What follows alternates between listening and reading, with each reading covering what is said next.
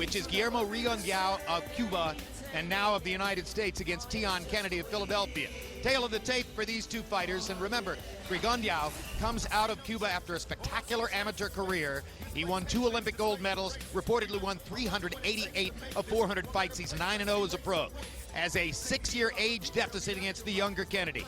Kennedy with a half-inch height advantage and a 1-inch arm length advantage. He's a once-beaten American fighter. They both weighed in at 122. Tonight, Rigondeaux up to 127, and Tian Kennedy 6 pounds heavier unofficially at 133. Let's go to Michael Buffer in the ring for the official introductions. Ladies and gentlemen, good evening and welcome to the MGM Grand Garden here at the MGM Grand of Las Vegas, Nevada, USA, where tonight Bob Arum's Top Rank Boxing, along with MP Promotions, proudly presents an evening of world-class professional boxing for your entertainment. Sponsored by AT&T, Rethink Possible, Tecate con Carácter, Smart Communications of the Philippines, and all bouts are sanctioned by the Nevada State Athletic Commission. Chairman Skip Avancino, Executive Director Keith Kaiser, Commissioners Francisco Aguilar, Bill Brady, TJ Day, and Pat Lundville. Physicians in attendance at ringside, Doctors Al Capana, Anthony Ruggiero, James Game, and Vicky Mazarana. Timekeepers at the bell and counting for the knockdown seconds, James Cavan and Ernie Howdeggy. At ringside, the 3 judges scoring this first contest will be Lisa Jampa, Pat Russell, and Glenn Trowbridge. And inside the ring in charge of the action at the bell, your referee, Russell Mora. This contest presented in association with Rigo Promotions. And it's 12 rounds of boxing for the WBA Super Bantamweight Championship of the World. Fighting out of the blue corner, wearing blue and weighing in officially at 122 pounds. As a professional, 17 victories, including 7 wins by knockout, only 1 defeat with 2 bouts even. From the city of brotherly love, Philadelphia, Pennsylvania, he's the challenger, Tian, the technician, Kennedy. And fighting out of the red corner, wearing orange and black, official weight 122 pounds. He's a 2-time Olympic gold medal champion, and now as a professional, a perfect record. 9 fights, 9 victories, including 7 knockouts, originally from Cuba, now living, training, and fighting out of Miami, Florida, USA, the reigning, defending, undefeated WBA Super Bantamweight Champion of the World, Guillermo El Chacal Rigondeaux.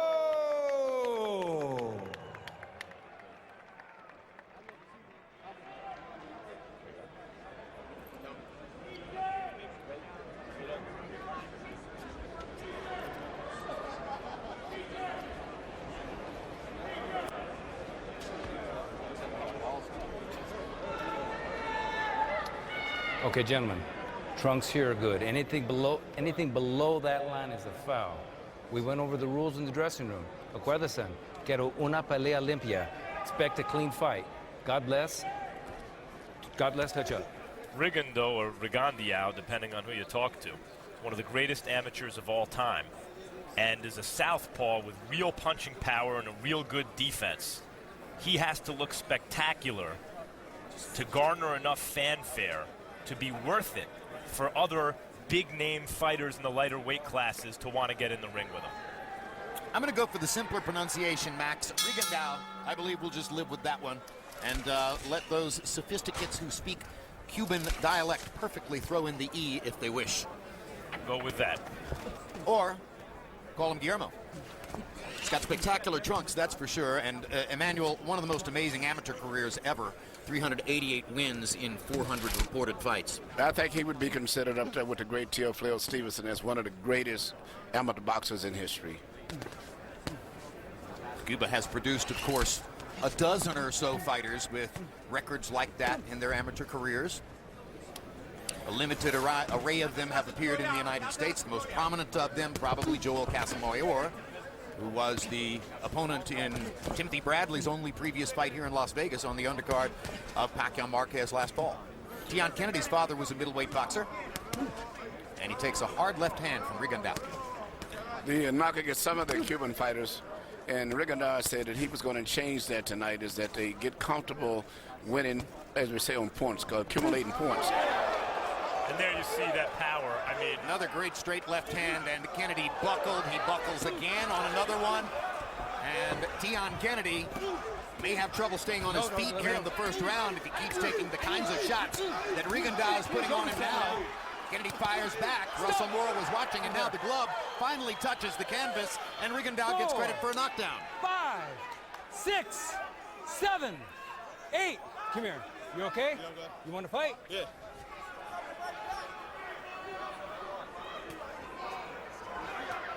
I'm not sure whether Rigondeaux has thudding power, Emmanuel, but he lands his shots very precisely and very accurately and seems to land them where he wants, when he wants, such as that uppercut right there.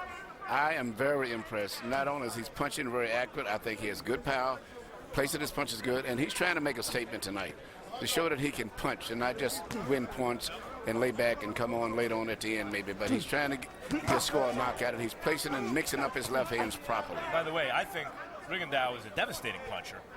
He's just not in the package that we're used to seeing punchers.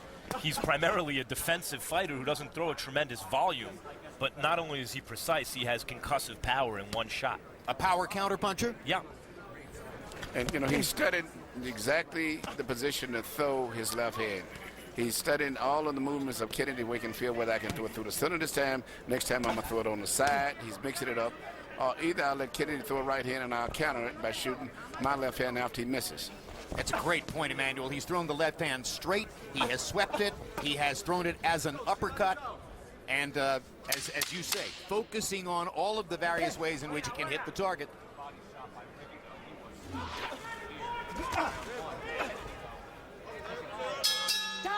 Remarkable hand speed by Guillermo Rigondeaux in the first round, and he scored a knockdown over Tian Kennedy. Right in front of him. Keep turning to the left. Listen, man, you get hit with a good shot. Don't try to be manning up. Grab him and hold him. All right? Then use your legs.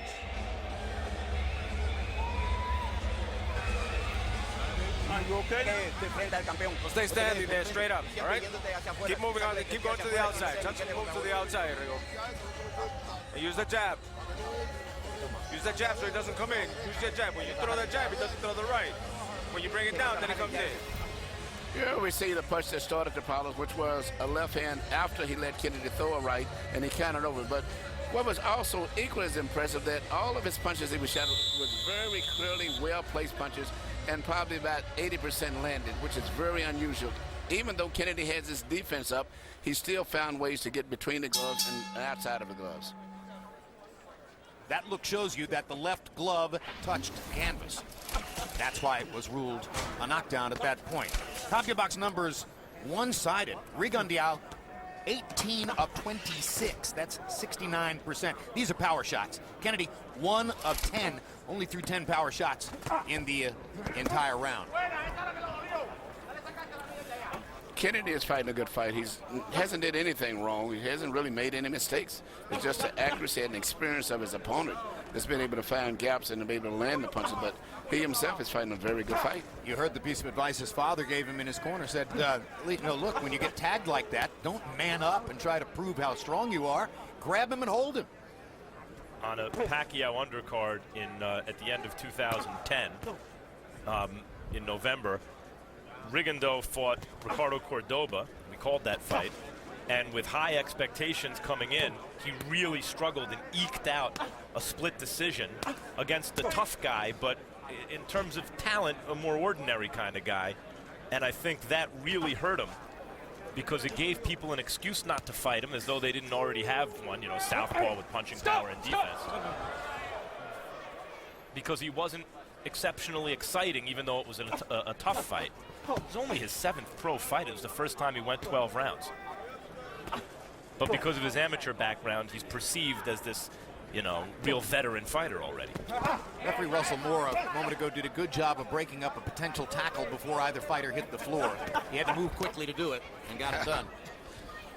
And you notice Rigondeaux does not use his jab much. He doesn't use his right hand too much. He basically concentrates on trying to set up opponents for a good left hand shot, whether it's a left uppercut, straight through the middle, a left to the side. There's the left uppercut. Doesn't use his right jab too much. He places his punches mainly with his left hand. Fascinating the way he set up the uppercut, and there's a perfect straight left hand and the second knockdown of the fight. 4, 5. Remarkably 6, accurate punching so far from Yes, Rigondeaux. and Kennedy hasn't did anything wrong. Want to fight? When you say anything wrong, Emmanuel, you mean no glaring mistakes, no cardinal sins. Right, throwing his punches too far back, getting out of balance. It's just that Rigondeaux is studying and knowing exactly where to throw those left-hand shots at. In And 21 fights, Tian Kennedy's only been knocked down 3 times, 2 of them in the first 2 rounds here. Coming in 20 fights, he had only been knocked down once. And he almost went down on 2 separate occasions in the first round before he actually went down. That was remarkable right there. Another combination on an uppercut, and there's the 3rd knockdown of the fight. 4, 5, 6, 7, 8. Come here. Okay. Interesting thing is, he's not badly hurt. He's just getting knocked down by perfect shots. Perfect shots. Keep going straight back that right hand. Going straight back, straight back.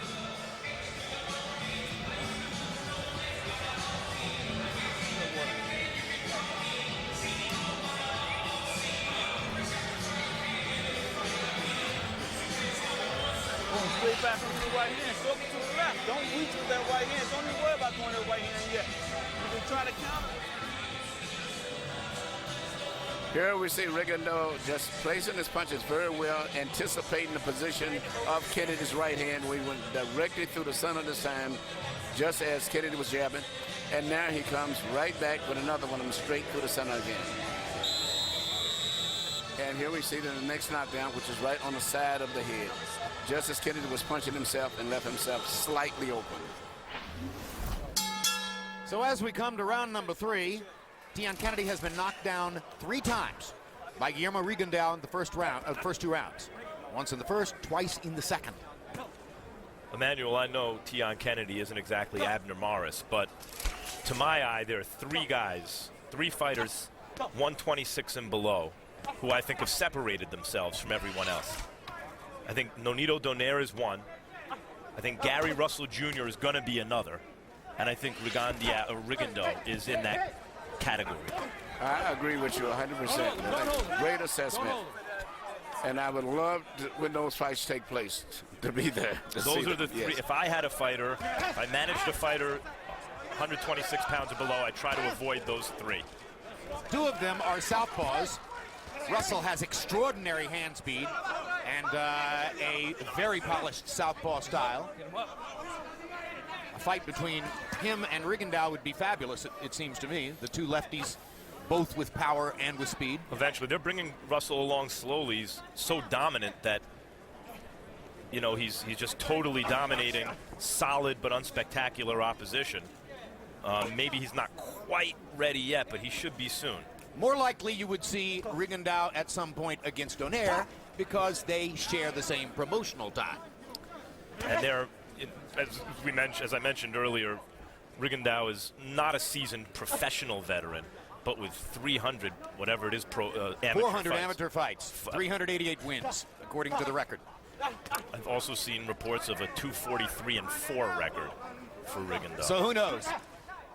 So who knows which it is?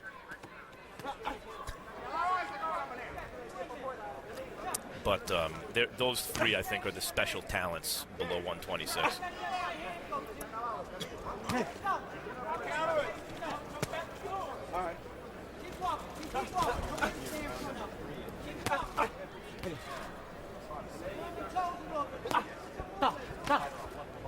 Maris is a volume puncher. Oh, and he's a tremendous fighter and real fun to watch. But I think in terms of pure talent, maybe a half step below the other guys that I just mentioned.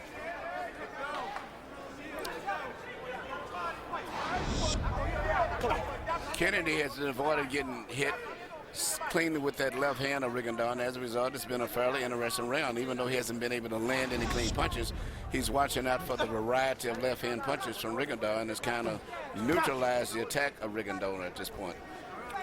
Looks as though Kennedy has stepped up the foot movement just a little bit, circling more constantly to try to stop Rigondeaux from landing that rhythmic left hand. He's watching that left hand most of that. Difference.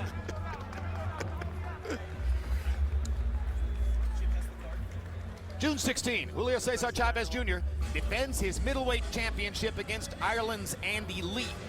July 7, it's a unification matchup as Nonito Donaire and Jeffrey Matabula put their 122-pound titles on the line. Also that night, always entertaining Brandon Rios faces Mauricio Herrera.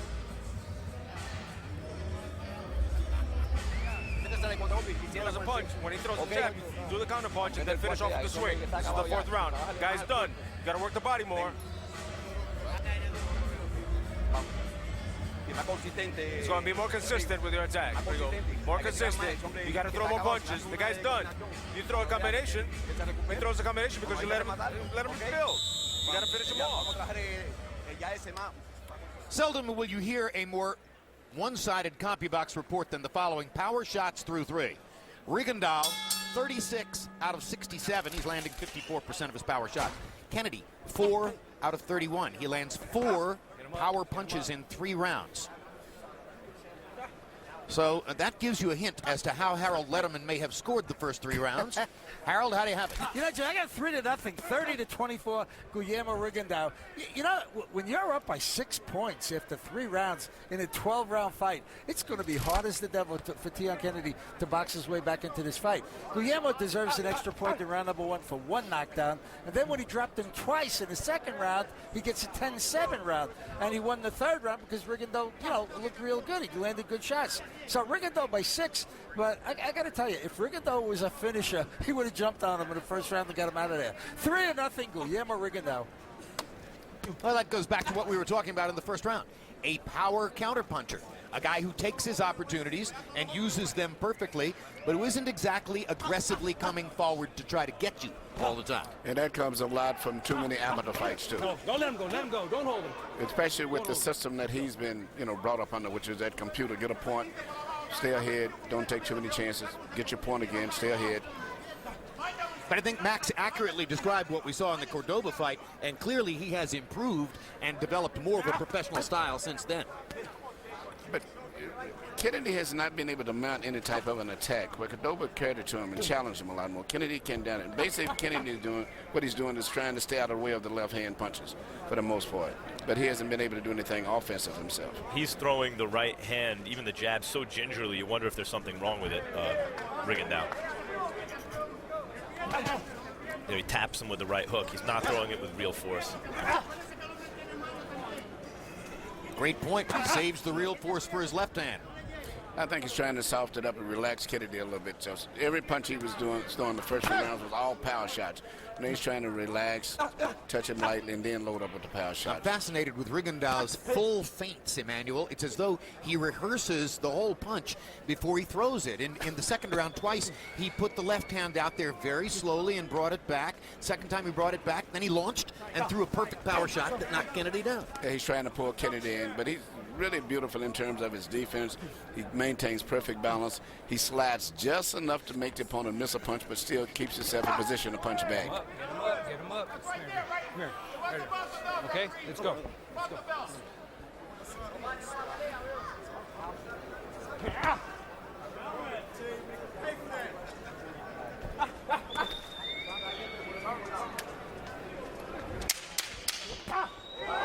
Knockdown number 4. Every one of them on a straight left hand. Yep. 5, 6, 7, 8. Come here. Took my foot, though. He hit you. He hit you. But he took my foot, too. Time!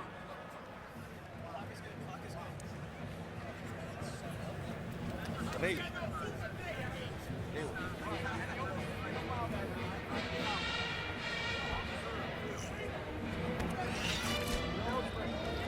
Just leave it right here. Go ahead and get down. Listen, we're going to have to be a little bit more aggressive now. All right, we got to take some chances, man.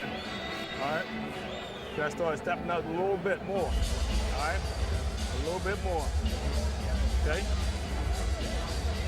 Get water out. You guys okay? Yeah. You guys all right? Everybody doing okay? I'm good.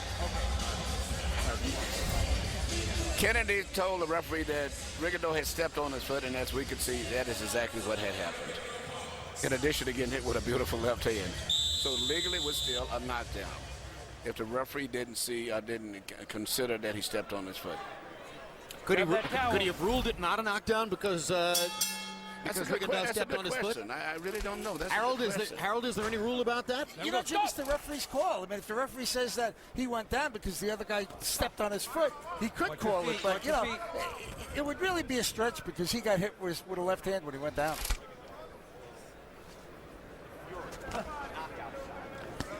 I remember Rigondeaux being hit with one shot so far in this fight. Tian Kennedy tripled up on a jab, and the last one hit Rigondeaux, and Rigondeaux was like surprised by it. And that was. Were you surprised as well? Yeah, I mean, good. By the way, that's what happens when you triple up on a jab sometimes. But otherwise, this is gym work for Rigondeaux. Remarkably one-sided. Unbelievable balance, though, in position of Rigondeaux. He slips punches and avoids them, and still is always in a great position. And he does just enough to make his opponent miss. Slips 4 straight punches, as you saw. Blocks the next punch with his lead hand. Now he rehearses punches again and lands the straight left. That is amazing, Jim. I've never seen that I've to never seen that anybody do it. extent before. It's not a feint. He's not tricking the guy. Knockdown That's number it. 5. Good stoppage. And Russell Moore is going to stop the fight. Good stoppage. Tremendous technical knockout performance by Guillermo Rigondeaux. I'm convinced. I'm buying. Want to see him again whenever I can. Yep, and if he gets that right hand on track, sets some guys up with the jab and is a little busier. And that was a technical knockout. Technical skills all the way. Yep. Clean, precision, technical punches. Brilliantly done.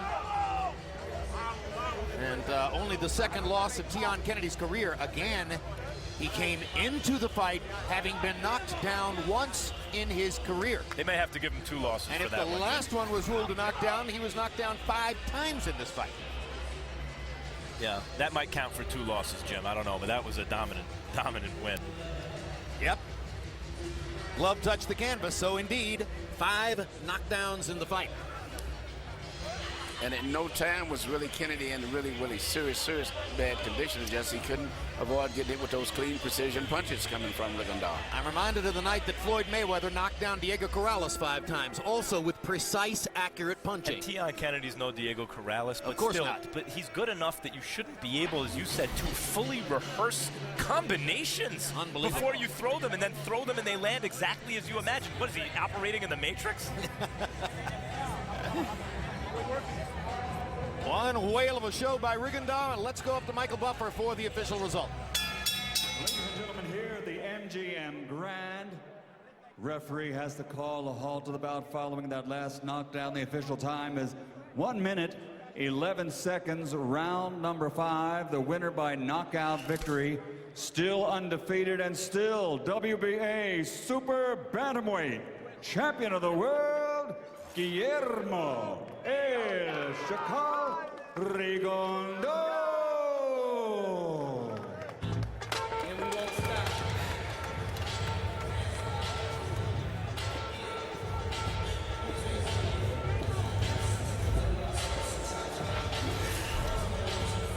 And here are the CombiBox numbers for Rigondeaux and Kennedy.